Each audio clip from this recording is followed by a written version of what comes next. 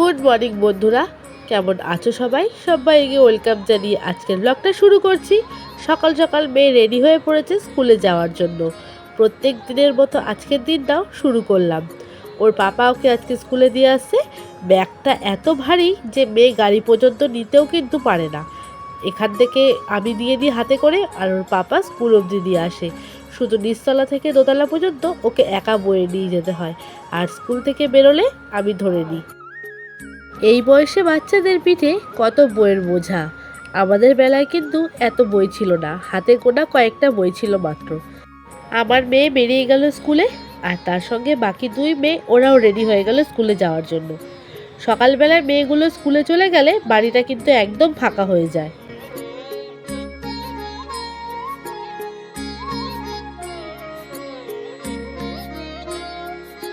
চলে এসেছি রান্নাঘরে, বানিয়ে নিচ্ছি সবার জন্য চা।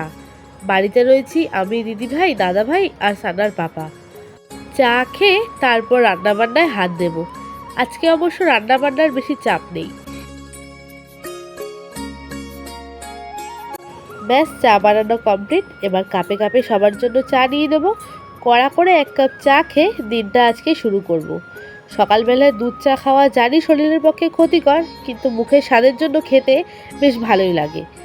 চায়ের সঙ্গে আছে আজকে বিস্কিট। আজকে অন্য কিছু আর খেতে ভালো লাগছিল না, তাই এটা দিয়েই খেয়েই কিন্তু সকালটা আজকে শুরু করব।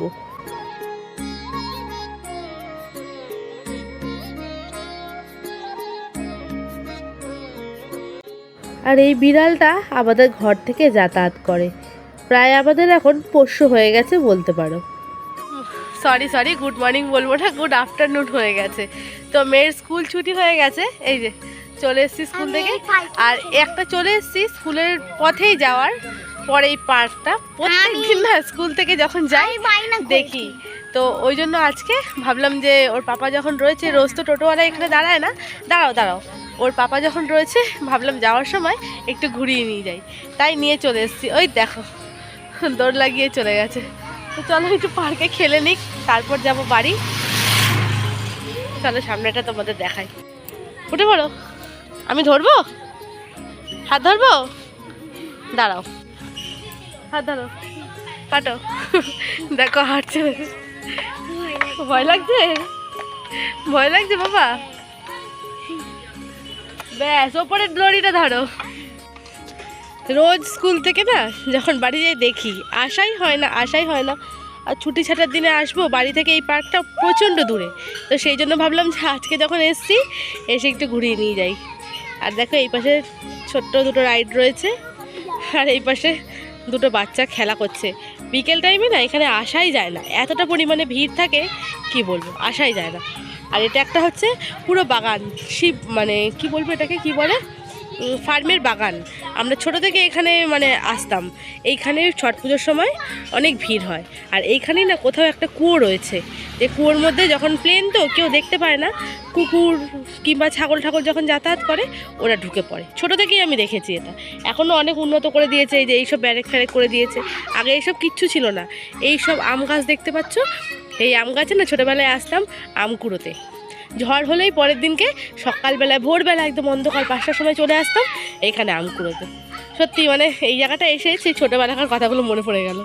খেলছো, খেলো।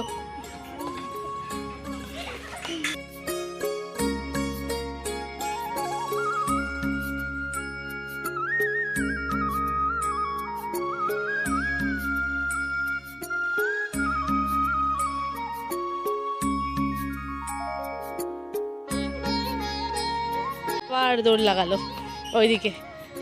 সবগুলো একটু চলে দিক, ওর বাবা এদিকে ডাক দিচ্ছে,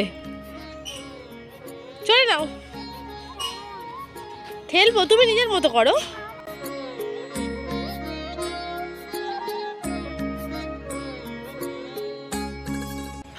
একা একা জোরে মানে এতে ইয়ে করতে পারছে না, কি বলে এখন মুখে আসছে না, তো ওই জন্য আমাকে বলছে মা তুমি আমাকে ঠেলা দাও, তাহলে জোর জোর করে আমি লাফাতে পারবো। হ্যাঁ অনেক জোরে, ভাল লাগছে, ভাল লাগছে। চলো এবার এদিকে ওর পাপাও ডাক দিয়ে দিয়েছে, আর বেশিক্ষণ দাঁড়ানো যাবে না। চলো বাবা, চলো চলো চলো চলো চলো। আর এই পাশে রয়েছে সব গরুর ফার্ম।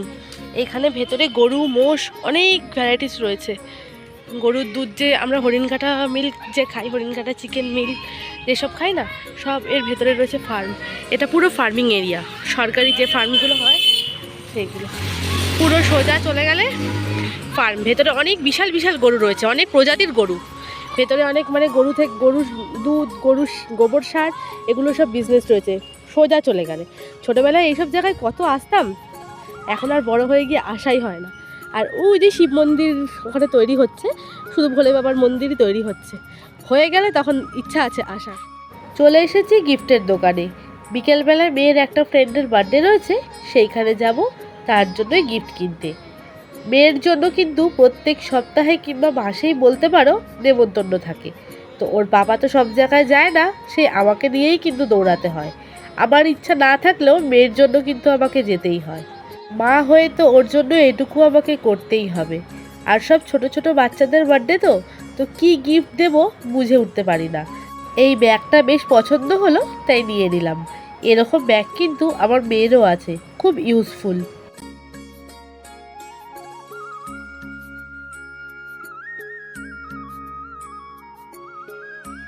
স্কুল থেকে ফিরে কিন্তু আজ দুপুর থেকেই প্রচণ্ড বৃষ্টি শুরু হয়ে গেছিল। অনেক ভাবনা চিন্তা করেই কিন্তু এইখানে গেলাম।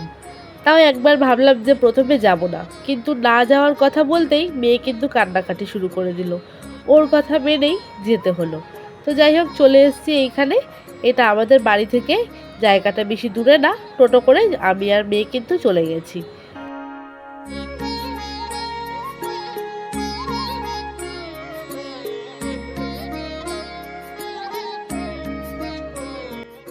এই হচ্ছে পুচকি দেবাদ্রিতা, ওরই আজকে 5 বছরের জন্মদিন। ওরা একসঙ্গে নাচ শেখে, সেই নাচের ক্লাস থেকেই কিন্তু আলাপ। তবে এখানে আমি একা আসিনি, আরও কিন্তু আমার মেয়ের ফ্রেন্ডরা এসেছে। চলো ওদেরকে তোমাদেরকে আগে দেখাচ্ছি। এই হচ্ছে সবাই, ওরা একটু আগে চলে এসেছিল, তো এসে এখানে বসে আছে। এই হচ্ছে দিশানি, আর ওই পুচকিটার নামটা আমি ঠিক জানি না, কিন্তু যাই হোক ওই পুচকিটাও খুব সুইট।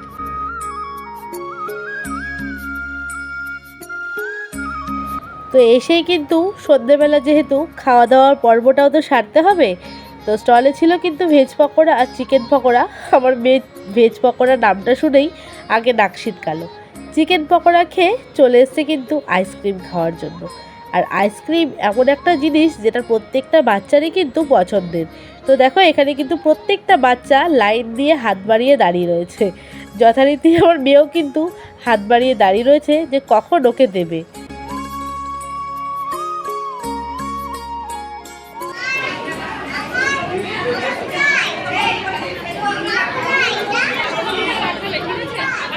জন্মদিনের বিশেষ আকর্ষণ কেক কাটিং পর্ব। তো সেইখানে সব বাচ্চাগুলো দাঁড়িয়ে পড়েছে একে অপরের সাথে ফটো তোলার জন্য। আর কেকটাও কিন্তু খুব সুন্দর করেছিল। 2টো কেক রাখা হয়েছিল, একটা ডল প্রিন্সেস কেক আর একটা 3 টায়ারের কেক করা হয়েছিল। তবে কেকগুলো খেতেও কিন্তু ভীষণ টেস্টি ছিল।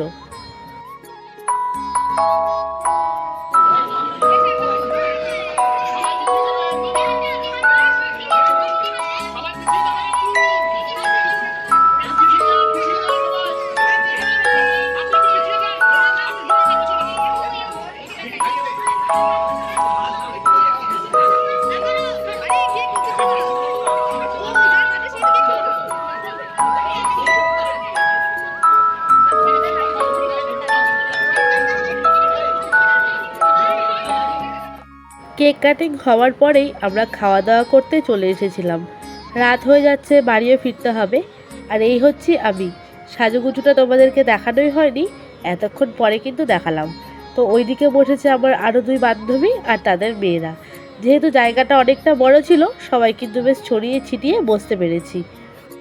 এই হচ্ছে মেনু কার্ড, সুন্দর একটা পেন স্ট্যান্ড মতো করেছে, বেশ ছোট্টর মধ্যে, দেখতে কিন্তু খুবই সুন্দর। আর খাওয়া দাওয়ার মেনুগুলো তোমাদেরকে দেখিয়ে দিলাম। রান্না বান্না কিন্তু প্রত্যেকটা খাবারের ছিল খুবই অসাধারণ। পেন স্ট্যান্ডটা পেয়ে আমার মেয়ে কিন্তু আগেই ব্যাগে পুরে নিয়েছে যে ওটা বাড়িতে গিয়ে খেলা করবে। তো ওর চুলটা আজকে কিন্তু একটু অন্যরকম স্টাইলে বেঁধে দিয়েছিলাম, দেখতে বেশ ভালো লাগছিল। খাওয়া দাওয়া সার্ভ করে দিচ্ছে, আর এদিকে মেয়ে গেছে কিন্তু একটু হাত ধুতে। এদিকে আমাদের সামনের টেবিলেই বসেছে দিশানি আর ওর বাবা মা। তো খাওয়া দাওয়া তো চলছেই, আর খাওয়া দাওয়ার মেনুতে কিন্তু ছিল পাবদা মাছ। তবে পাবদা মাছটা আমি আর খাইনি। স্টার্টার পকোড়া খেতে খেতেই কিন্তু পেট অর্ধেক ভরে গেছে, খাওয়া দাওয়া আর করব কি। তো এরপরে চলে আসলো ফ্রাইড রাইসের সঙ্গে মটন কষা। বলতে পারো এটা কিন্তু তৃপ্তি করে খেয়েছি। ফ্রাইড রাইসটা যেমন দারুণ হয়েছিল, মটন কষাটাও কিন্তু সুস্বাদু হয়েছিল। তো খাওয়া দাওয়া কমপ্লিট করে চলে এসেছি আমরা একটু ফটো তুলবো তার জন্য। প্রথমে এসেই যেহেতু কেক কাটিং হচ্ছিল, তো তখন সবার সঙ্গে কিন্তু ফটো তুলতে পারিনি। তো এখন দাঁড়িয়ে পড়েছি সবাই, ফটো তুলে বাড়ির জন্য বেরিয়ে পড়বো। আর এইসব বান্ধবীরা আমি একটু বললাম হাত দেখাও, তো সেই জন্য সবাই কিন্তু একটু হাত দেখিয়ে দিচ্ছে। আর এই পুচকেগুলোকে দাঁড় করিয়ে সবাই মিলে একসঙ্গে ফটো তুলে নিচ্ছি।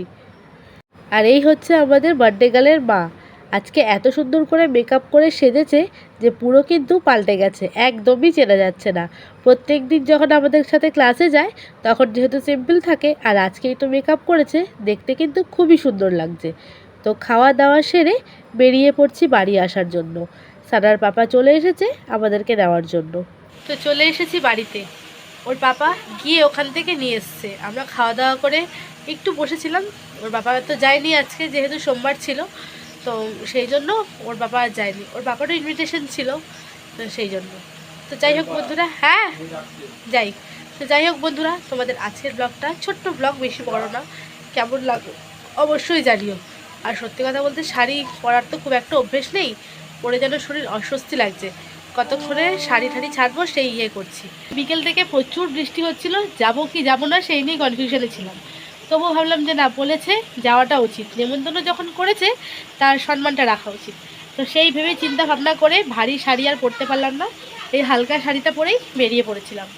তো আর এসে এখনও শাড়িটা ছাড়তেও পারিনি, কিছুই না। মেয়ে সারা রাস্তা চুল খুলতে খুলতে এসছে, ওর নাকি মাথা যন্ত্রণা করছে। সুন্দর করে চুল টুল বেঁধে দিয়েছিলাম, দেখতেই পেলে। তো যাই হোক, চলো বন্ধুরা, ভিডিওটা আর বাড়াচ্ছি না, এখানেই শেষ করছি। তোমাদের সঙ্গে দেখা হচ্ছে নেক্সট ব্লগে। আর ওখানে গিয়ে আমাকে আমি ঠিকঠাক করে ভিডিও করতেই পারিনি, লোকজন প্রচুর ছিল, তো ভিড়ভাট্টাও ছিল। তো কম সময়, অল্প সময়ই ছিলাম ওখানে, বেশি সময় থাকতে পারিনি।